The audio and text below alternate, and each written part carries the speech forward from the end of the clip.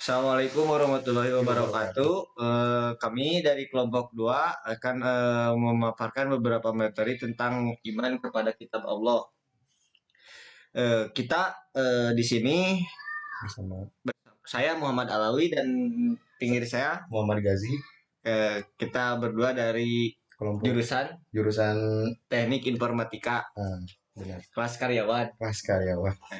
Dari sini bab 1 pendahuluan adalah terbelakang dalam agama Islam dikenal 4 buah kitab yang wajib kita percaya serta kita imani. Jumlah kitab suci sebenarnya tidak dijelaskan dalam Al-Quran juga dalam hadis. Selain dari kitab Allah yang diturunkan melalui Rasul melalui malaikat Jibril, kita juga bisa berpedoman pada hadis Muhammad Shallallahu Alaihi Wasallam dan sahifah suhuf atau kalau dalam bahasa Indonesia lembaran firman Allah yang diturunkan pada Nabi Adam, Ibrahim, dan Musa alaihissalam.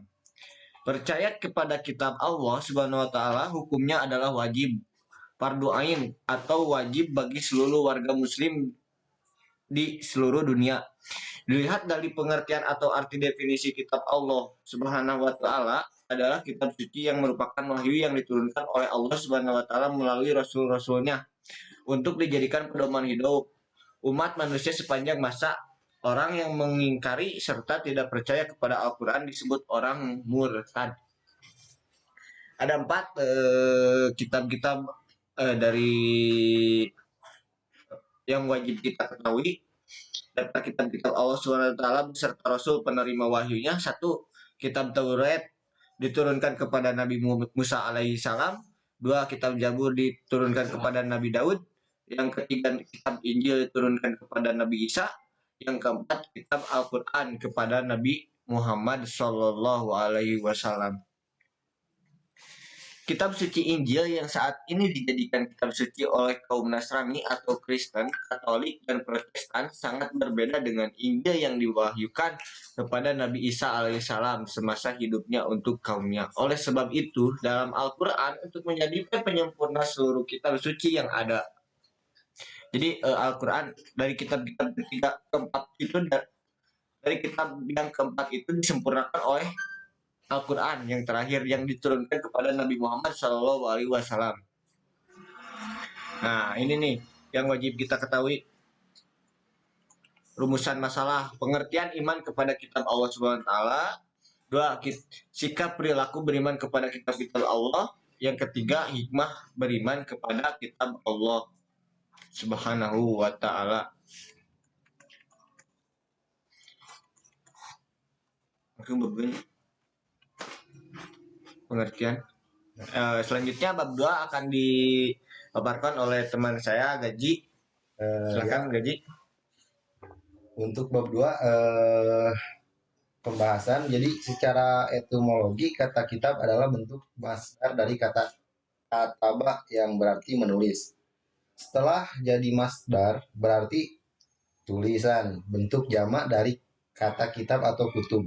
Dalam bahasa Indonesia kitab berarti buku. Secara terminologis, yang dimaksud dengan kitab atau alkitab, kitab Allah atau al-kutub atau kitab-kitab Allah adalah kitab suci yang diturunkan oleh Allah Subhanahu wa taala kepada para nabi dan rasulnya. Jadi, beriman kepada kitab-kitab Allah yaitu kepercayaan yang pasti bahwasanya Allah Subhanahu wa taala memiliki kitab-kitab yang diturunkan kepada rasulnya untuk disampaikan kepada para hambanya dan bahwa kitab-kitab tersebut terdapat kebenaran, cahaya dan petunjuk bagi manusia baik di dunia maupun di akhirat. Kata Alkitab dalam Al-Quran dipakai untuk beberapa pengertian. 1. Menunjukkan semua kitab suci yang telah diturunkan kepada para nabi dan rasul. 2. Menunjukkan semua kitab suci yang diturunkan sebelum Al-Quran. Nah, ini bisa dibaca juga ya. 3. Menunjukkan kitab suci tertentu sebelum Al-Quran, misalnya Taurat. 4. Menunjukkan kitab suci Al-Quran secara khusus. Nah, di samping Alkitab untuk menunjukkan kitab-kitab suci yang diturunkan Allah Subhanahu wa taala kepada para nabi dan rasul, Al-Quran juga memakaikan istilah lain yaitu 1. Suhuf. Bentuk jamak dari sahifah yang berarti lembaran, dipakai untuk menunjukkan kitab-kitab suci sebelum Al-Quran, khususnya yang diturunkan kepada Nabi Ibrahim, Nabi Musa, dan sebagainya. Sebagaimana yang dinyatakan dalam Al-Qur'an ayat ayat 8 surat 18 ayat 19, bisa ya, ini bisa dibaca lah.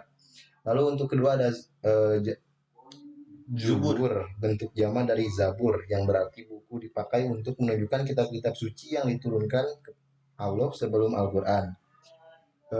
Yang ketiga ada Zabur. Zabur, bentuk mufrad dari Zubur, dipakai khusus untuk menunjukkan kitab suci yang diturunkan Allah kepada Nabi Daud alaihissalam sebagaimana yang dinyatakan dalam surat An-Nisa ayat 163.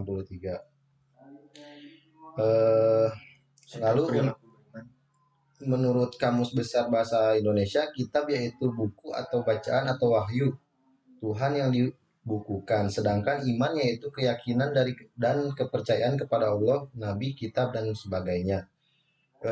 Ketetapan hati, keteguhan batin, keseimbangan batin. Yang dimaksud iman kepada kitab-kitab Allah adalah meyakini dengan sepenuh hati bahwa Allah Subhanahu wa taala telah menurunkan kitab-kitabnya kepada rasul-rasulnya untuk disampaikan kepada umatnya sebagai pedoman hidup atau petunjuk. Bagi umat manusia supaya dapat meraih kebahagiaan di dunia dan di akhirat, kita wajib beriman bahwa setiap hukum yang telah disampaikan para rasul kepada umat manusia itu atas perintah yang mereka terima langsung atau dengan perantara malaikat. Beriman kepada kitab-kitab Allah SWT berdasarkan firman Allah SWT dalam surat Al-Baqarah ayat 285 yang artinya Rasul telah beriman kepada Al-Quran yang diturunkan kepadanya dari Tuhannya. Demikian pula orang-orang yang beriman, semua beriman kepada Allah, malaikat-malaikatnya, kitab-kitabnya, dan rasul-rasulnya. Beriman kepada kitab-kitab Allah hukumnya wajib beriman kepada kitab-kitab Allah yang pernah diturunkan kepada para rasulnya. Maka keringkaran terhadap salah satu kitab Allah sama artinya dengan mengingkari terhadap kitab-kitab Allah. Mengingkari kitab Allah sama pula artinya mengingkari kepada Rasul, para malaikat, dan kepada Allah Subhanahu wa taala. Orang yang mengaku Islam tetapi mengingkari iman kepada kitab-kitab Allah termasuk murtad atau keluar dari agama Islam. Sebab itu kita wajib beriman kepada kitab-kitab yang diturunkan Allah kepada Nabi Ibrahim, Nabi Musa berupa suhuf-suhuf atau lembaran-lembaran. Iman kepada kitab-kitab Allah dahulu berarti kita wajib percaya bahwa sebelum Al-Quran, Allah SWT menurunkan kitab-kitab kepada Rasul-Rasul dan Nabi-Nabinya. Iman yang tidak mengharuskan kita untuk mengikuti dan patuh terhadap perundang-undangan, sebab perundang-undangan kitab-kitab suci yang dahulu telah terhapus.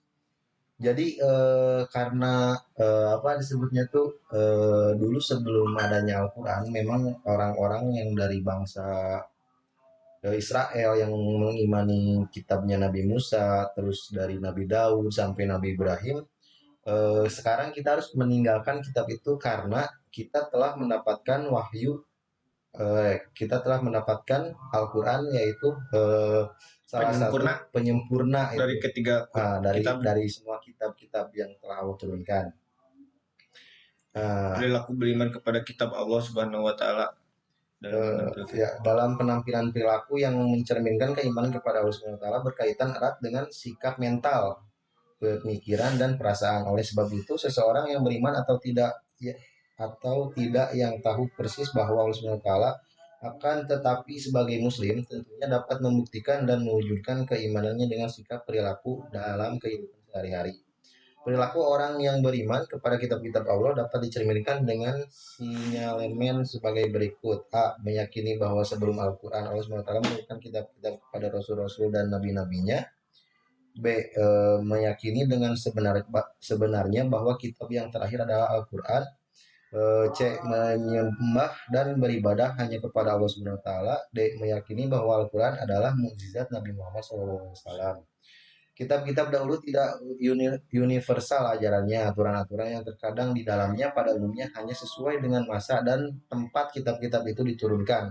Oleh karena itu Al-Quran diturunkan untuk menyempurnakan kitab-kitab suci itu.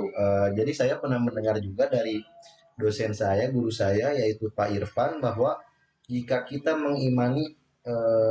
masih mengimani ajaran kitab yang dari Nabi Musa, Ada kalau tidak salah kata Pak Irfan tuh jika kita ingin menebus dosa gitu, menebus dosa besar, kalau di ajaran Nabi Musa itu yaitu bunuh diri. Nah, kalau untuk di Al-Qur'an sendiri, kalau bunuh diri itu adalah sebuah dosa yang tidak bisa diampuni. Jadi, otomatis kitab kitab terdahulu itu jangan kita, Imani, imani gitu. Imani memang harus diimani, tapi jangan kita pelajari, maksudnya jangan pelajari, jangan diamalkan. diamalkan gitu. Soalnya, itu adalah kitab-kitab yang berada di zamannya gitu, tidak cocok di zaman kita. Lalu yang meyakini bahwa teks asli dari kitab yang telah lalu telah hilang semua sekali. Nah, jadi seperti Injil, terus Taurat, Zabur, nah itu hanya kitab-kitab yang sekarang-sekarang tuh yaitu kitab-kitab yang sudah diedit, kalau apa ya, sudah dimodifikasi lah oleh oleh orang-orang yang tidak bertanggung jawab gitu.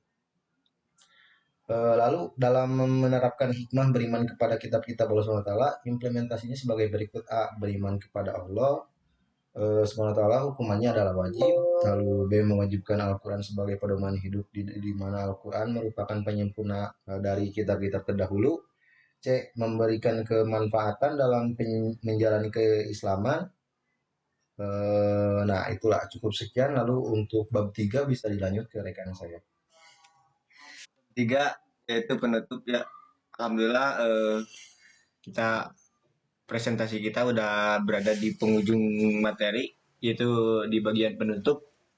Simpulan bab 3 penutup, iman kepada kitab Allah adalah percaya dengan sepenuh hati bahwa Allah telah menurunkan kitab-kitabnya kepada rasul-rasul tertentu, di mana kitab-kitab itu menjadi pedoman untuk seluruh umat manusia di bumi ini. Umat manusia yang beriman tidak hanya wajib percaya akan adanya kitab Allah, tetapi juga harus bisa bersikap dan berperilaku seperti yang dicantumkan pada setiap firman Allah.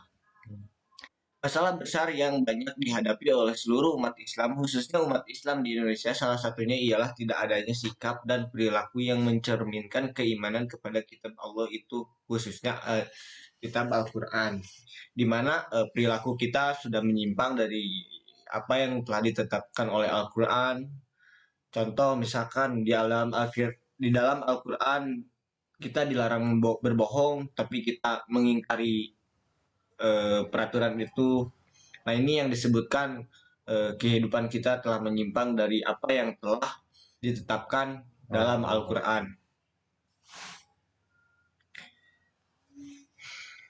Selanjutnya ini ada saran, dengan adanya makalah ini para pembaca dapat memahami insya Allah ya bagaimana iman kepada Al-Quran. Sebaiknya kita sebagai umat Islam yang baik haruslah memahami bagaimana menggunakan dan memahami iman kepada Al-Quran itu dengan baik dan benar sesuai dengan fungsinya, dan haruslah kita turut serta mewujudkan umat Islam dengan masalah-masalah yang ada. Haruslah hal tersebut menjadi tolak ukur kita sebagai umat Islam untuk membenahi diri menjadi lebih baik lagi dari sebelumnya.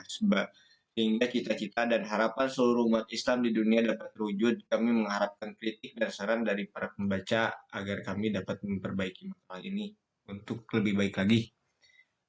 Mungkin sekian dari kelompok kita. Segala salah dan ucapan atau silapnya saya mohon